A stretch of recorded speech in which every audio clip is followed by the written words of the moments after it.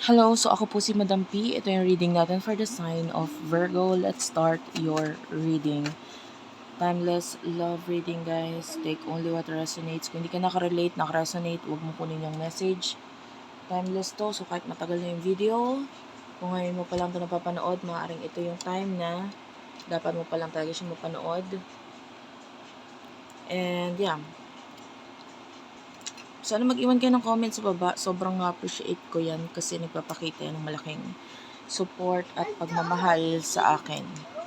Pagpasensya nyo na lang yung ingay sa background kasi medyo nandito yung aking baby. So, medyo maingay. So, anyway, you do have your done. Receipt is also here. Okay. So, sa nakikita natin, may mga bagay na nangyayari or, natapos na sa buhay mo for now. Yung iba, it could be connection. Yung iba, sitwasyon sa buhay mo. Like maybe you ended a job, a career, or yung iba hindi naman siya nag-end talaga totally at all. Pwedeng break lang, some kind of break. Okay? Or if this is a relationship or if this is a connection with a friend, pwedeng may paglalaylo or anong tawag doon, cool off. Ayan. Wait lang, guys. Okay, sorry about that. Anyway, yeah, you do have your the completion and lesson learned. For some of you, kung ano man itong binigyan mo ng break or maybe yun nga, stop. Yung iba completely stop talaga yung iba break lang. Maybe marami ka na natutunan doon and now you're done. Like you want to focus on other stuff.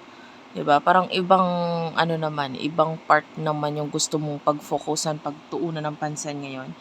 You do have your access granted. Yeah. Maybe yung iba sa inyo, some kind of break na may kinalaman sa social media or maybe applications na parang okay ka na doon, nakuha mo na yung mga gusto mong makuha and now you're heading forward sa maybe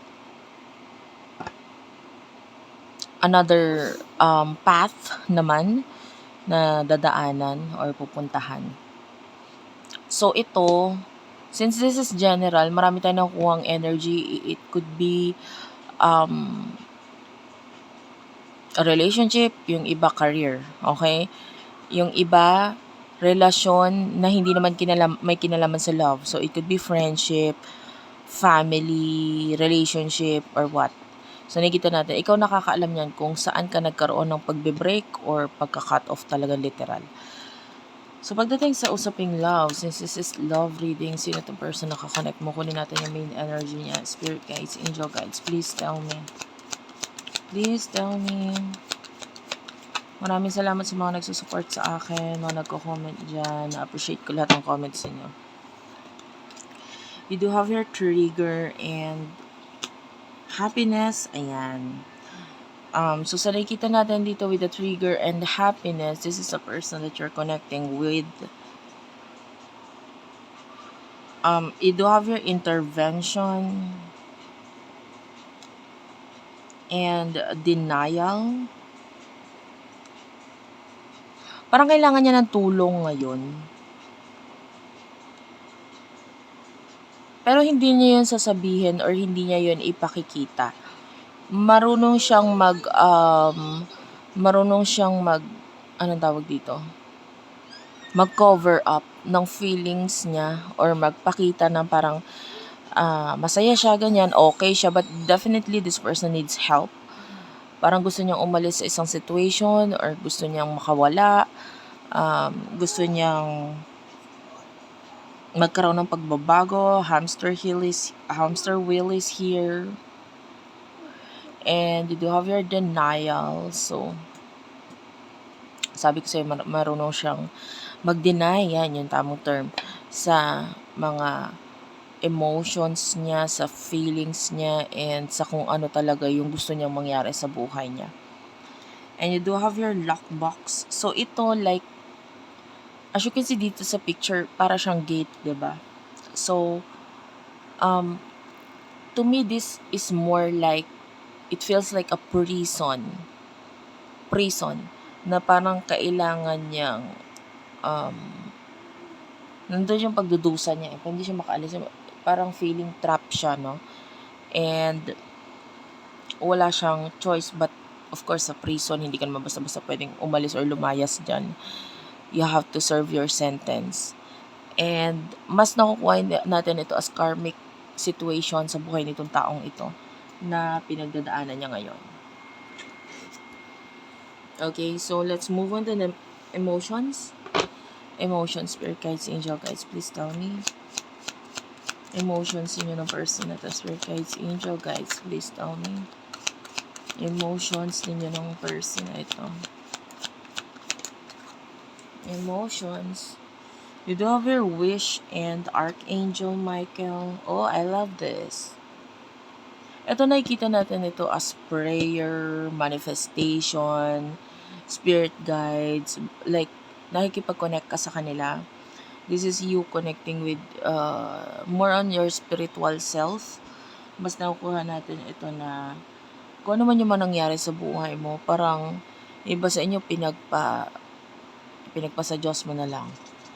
Binayaan mo na lang. Sige na lang. Bahala na kayo. Parang ganyan. Or, it's like, you are protected eh. So, kung nag-end yung sa inyo,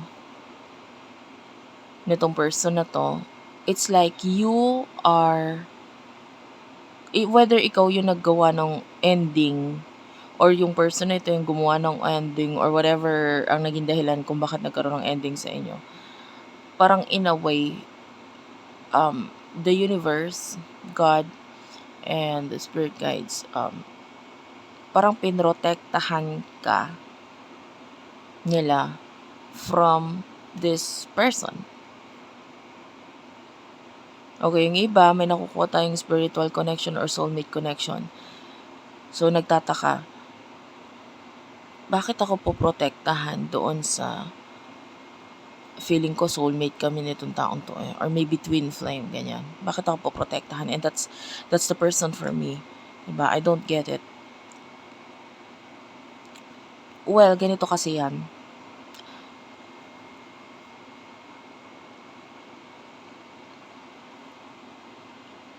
It could be this person is not really for you. Alin man dito ha, hindi ko sasabihin na ito talaga. Pwedeng hindi siya para sa'yo. Pangalawa, hindi pa siya ready. If this person is for you, pero hindi pa siya ready, pwedeng hindi maging maganda yung sitwasyon or scenario. Diba? Kumbaga, this person, the universe and, the universe, God is making this person na maging ready muna. Kaya may mga ipapa-experience sa kanya na lessons para maging mas ready siya. Okay? So, yung iba, yun nga, sinabi ko, this person is not for you. So, ikaw kasi nakakaalam yan if this is a soulmate or twin flame or what. Pero yung iba na mga wala namang connection, maybe this is an ex, this is a partner na parang, toxic and etc. And that's the reason why hindi talaga para sa yung tao. And yung, of course, you are guided, your spirit guides, kaya sila nandyan eh. That's one of their purpose. Of course, to help you, to guide you, and to help you na makawala din, makaalis sa mga taong hindi talaga para sa'yo. Kasi meron silang mga nakikita, nararamdaman, at nalalaman na hindi mo alam, na hindi mo nakikita. Okay? So, it feels so good to connect with your spirit guides, actually. And, masasanay rin kayo sa presensya nila. Like ako, at first, hindi ako sanay sa mga ganyan na yung presence ng aking spirit guides. But then, Nung of course, natutunan ko ng i-embrace yung aking purpose and etc. Nasanay na rin ako sa presensya nila. And I know when they want to tell me something or what, nararamdaman ko yan. If they're giving me sign and etc., naramdaman yun. And it feels so good na although I am alone, I don't feel like I'm alone. Ganun yung energy. Yung iba natatakot. Nakakatakot na mag-isa pero parang feeling mo may kasama ka. Ganun. Mararamdaman mo. You can feel them, some of them touching you and etc. Pero yun yung way nila to comfort you eh. Na to tell you, you're not alone. Nandito kami. Parang ganun. So anyway, you have to connect more sa iyong spirit guys. And which is, I can see naman na you are already a spiritual person. Kaya nga nandito ka eh. Yung iba sa inyo, matagal ka na nanonood sa akin or lagi ka na nanonood sa mga ganitong klaseng videos, hindi lang sa akin, maybe other readers as well. And in a way, yun ay nagiging message sa'yo ng spirit guides mo. Kasi parang sa amin na nanggagaling. Of course, for those of you na hindi naman makakakonect sa spiritual guides nila, mas nagbe-base sa ganito. Yung maririnig talaga nila mismo, of course, etc. So, yeah. So, if you find this video, yan, your spirit guides are telling you you are safe. Nandito ako, nandito kami, and we are here to protect you. Kaya kung may nawala man sa buhay mo, hindi ibig sabihin nawalan ka talaga. Inalis lang sa'yo for a reason. And ganun talaga ang tao. They come and go. Literal nga eh. Diba? May namamatay. Yung iba, kung hindi man umalis sa buhay mo, nawala because of natural causes or whatever. So, ganun. So, punta tayo dito sa sa energy naman ng person mo, emotions niya for you.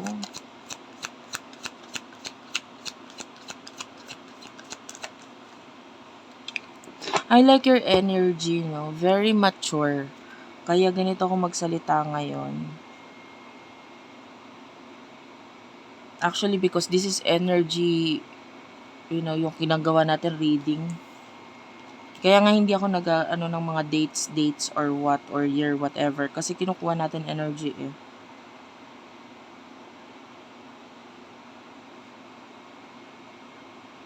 And also sa zodiac sign, kahit anong zodiac sign. Whatever your zodiac sign is. Okay. Yung zodiac sign, ginagamit lang naman yun para meron akong like, medyo mas mag-group. Alam mo yun, mag-group yung mga energies na kukuhanan ko. But anyway, whatever your zodiac sign is. Kasi yung iba sa inyo, cross-watcher. Diba? Yung iba naman, it could be malakas lang yung energy ng pagka-Virgo sa'yo, sa chart mo. You're not literally a Virgo, but maybe your Venus is in Virgo, North Node is in Virgo, etc. Anyway, you do have the love in cleansing. So, ito yung emotions ng person na kakonect mo.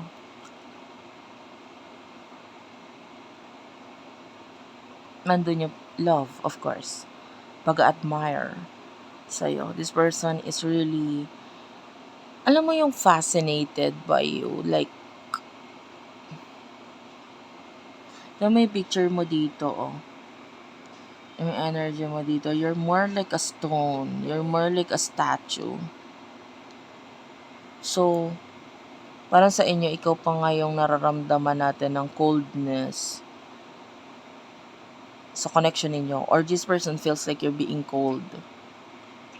Or yung iba, wala naman talaga kayong communication might be, but yung person na to is like, ano nangyari? Parang ganun. And it could be because once you're done, you're done. Ganun yung energy mo eh. By the way, I can see a mole.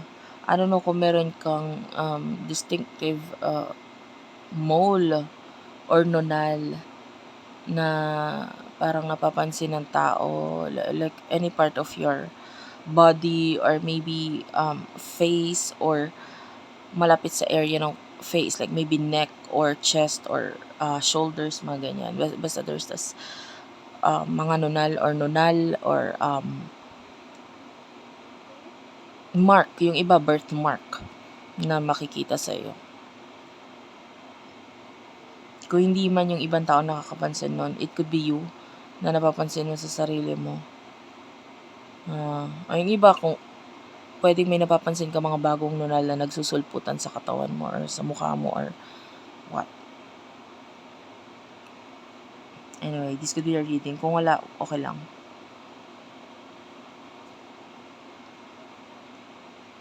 So, ang person na ito is like yung energy niya kanina is parang nakatrap, 'di ba? But emotionally, there's a lot of love, pag-admire, physical attraction sa'yo. It's just, kailangan niya mag-cover up eh. Nakita mo itong payong dito sa picture. It feels like kailangan i-cover yung emotions niya. And yung nabanggit ko kanina, yeah, this person is not yet ready para sa iba. Hindi siya ready pa.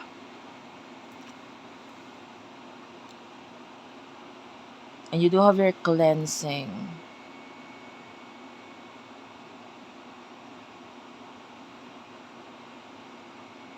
Speaking of cleansing, a lot of you is kailangan magkaroon ng cleansing or like you need to do some kind of cleansing. Lalo na if nakakaramdam ka ng pagod or drained energy, like natutulog ka but nakahiga ka tapos parang ayaw mo na bumangon and or parang pagod na pagod ka or wala kang gana, etc. So, you need some kind of cleansing because pwedeng may mga na-attract or nakuha kang mga negative energy. So, nakaramdam tayo ng ganon. Yung cleansing, hindi siya talaga komplikado. Pwede ka mag-insenso. Yung iba, egg cleansing is good. Yung iba, paglalagay ng asin sa tubig na ikaw na iyong pinaliligo is also good.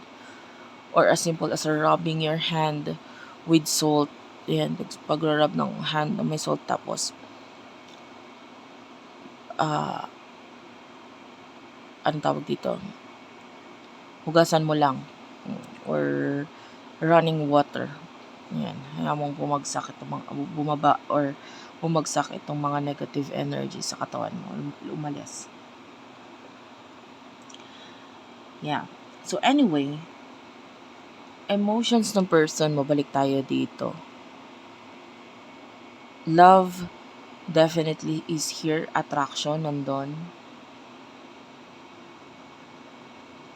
But I feel like ayaw niya yung space.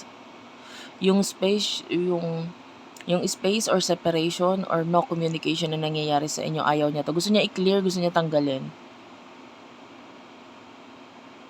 Parang, I want you close to me or I want connection, I want communication. Hindi ako expressive na tao. Ganun yung energy niya. Hindi ako expressive na tao.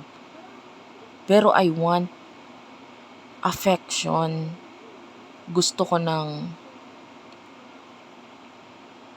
binibigay mo sa akin na attention in the past, which is might be hindi niya kasi nakuha yung ganun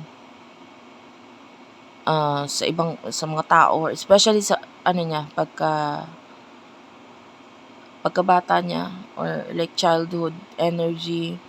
Pwedeng yung magulang niya or nanay niya is hindi na masyado naging affectionate or hindi masyadong nagpakita ng emotions, or maybe meron kasing either yung mom niya is laging nasa work, nasa trabaho, or busy, or merong ibang pinagkakaabalahan na hindi naipakita sa kanya yung pagmamahal. So ngayon, pag edad niya, yung nakukuha niyang attention mula sa iyo in the past is something na nabaguhan siya dun sa energy na yun. Tapos parang yung feeling is, I like that, I want that, gusto ko yon, yung emotions na pinapakita mo sa akin. 'Di ba? Bago sa akin yon, but it feels good. Maybe you are the one na naging mas emotional, or mas nag-open ng emotions sa kanya. Whether you are a man or woman, it doesn't matter. LGBTQIA+, it doesn't matter kung ano man gender. So, kung ano yung mga ipinakita mo sa kanya, inahanap niya yon kasi gusto niya yon. So, ayaw niya ng space sa inyong dalawa. Okay? You do have your family. Yeah, you feel like home. You feel like a family sa kanya. And there's something sa'yo na parang still connected pa rin itong taong ito sa'yo kahit wala kayong connection. So, yung iba nga, this is spiritual connection. May times pa nga na sabi ko nga kasi nga hindi nga sila ganun ka-close ng parents niya or ng mother niya or ng mga tao sa home niya. So, may times pa na naging mas close siya sa'yo, or mas naging open siya sa'yo kaysa sa kanila. So, in the future, tell me about the future.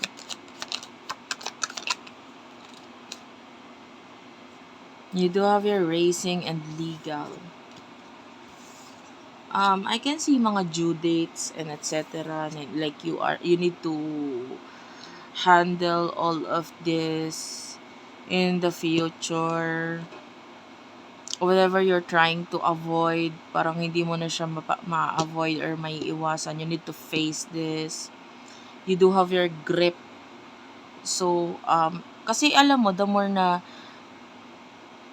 hindi mo sinesettle yung isang bagay, nakakapagpabigat pa rin sa'yo yun, diba? Parang it feels like a burden. Diba? Parang sa halip na nakaalwan-alwan ka na, nag-okay ka na, hindi pa rin because you're still holding on to this. So actually, my advice here is to, of course, focus. You need to focus. Okay? You do have your focus, eyes for these things na kailangan mong ayusin, kasi not only it will create bigger problems, but also para mabawasan yung nakakapagpabigat sa'yo. Little by little, pwede ka namang mag-unti-unti. For example, pinagkakautangan. Okay? Or tax, or whatever. Yung mga kailangan mo unti-untiin ng, kumbaga, kilusan mo yon, aksyonan mo yon, kasi nakakapagpabigat sa'yo yung hindi mo talaga siya aaksyonan and iisipin mo lang ng iisipin. So, it's not going to help you. Okay?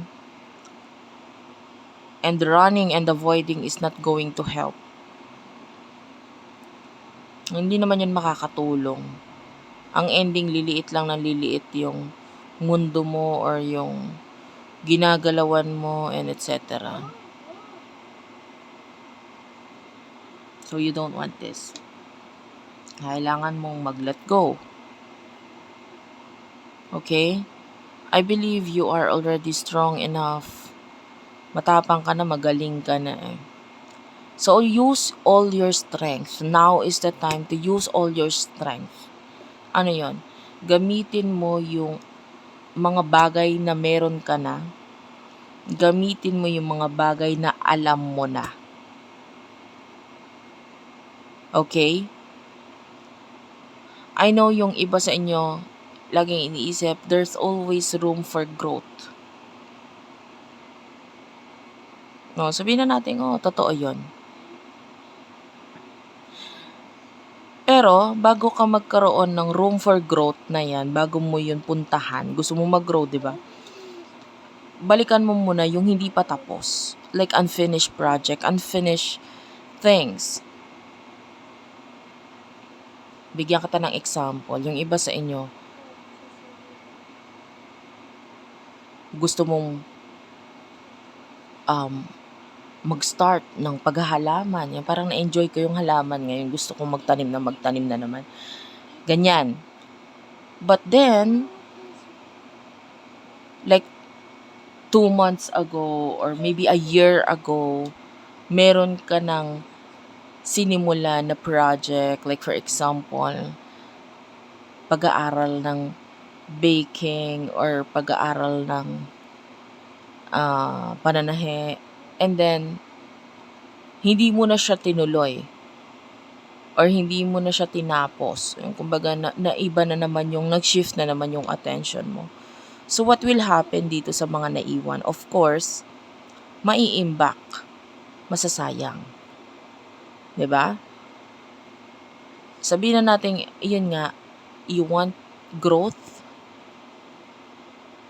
pero, ano yung mga mai-stagnant naman sa buhay mo or hindi makakagalaw sa buhay mo once na nag-entertain ka na naman ng new growth for you. 'Di ba? So, finish these things and yun nga, mag-focus ka sa mga meron ka na. Tignan mo yung strength mo, skills mo, talents mo na meron ka na. Nurture it, use it. Okay?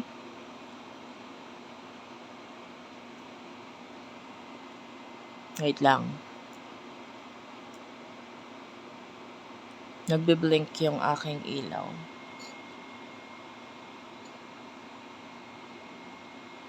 Okay, let's move on to your person.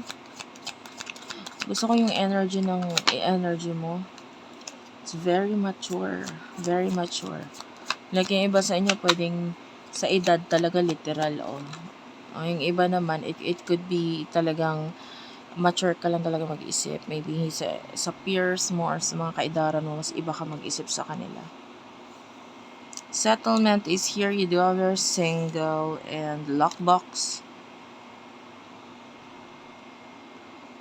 This is not for everyone. Some of you, yung person na ito, I can see like an attorney energy. Nabanggit ko sa yung lockbox is like being trapped in the prison. So, a lot of you, yung person mo, parang they will manage to get out of the situation na kinakatrapan nila. And eto, lumalabas siya like attorney or an energy na parang either tutulong sa kanya or siya mismo ito, no, na parang gagawa siya ng paraan para makaalis doon. And if this is a karmic relationship, of course, this is not for everyone. If this is a karmic relationship, there's a tendency na yung person ito from being in a karmic relationship, pwedeng siya ay maging single. Why? You do have the settlement, nandun yung pag-aayos. There's this pag-uusap, compromise. Especially if yung karmic relationship is may children involved or may mga properties na involved, so may dapat pag-usapan. Diba? So, yung iba sa inyo, ganun yung situation. Ang bottom of the deck is the pressure cooker. Ayan. And nightlife is here. So, sa nakikita natin dito, parang nandun yung mahirap nang pilitin yung sarili sa sitwasyon na parang nabubuhay ka na ikaw ay nakakulong. So, yung iba, hindi naman yon relationship, but of course, it could be a career or situation talaga na nagpapatrap sa kanila. So, ikaw nakakaalam yan kung ano yan. This is general reading. Thank you for watching, guys. Sana nakakuha ka ng message dito, nakarelate ka. Maraming salamat. Sa hindi pa nakaka-subscribe, subscribe na lang kayo. Sana makuha nyo rin ako as your guide or living guide. And I do have Facebook, TikTok. Please check my TikTok and Facebook page, Madam P. Madam P TV, pwede mong i-search yan sa hashtag Madam P TV doon sa Facebook para makapunta ka doon sa aming page. Thank you for watching. I-end ko na yung video dito. God bless you all and bye-bye.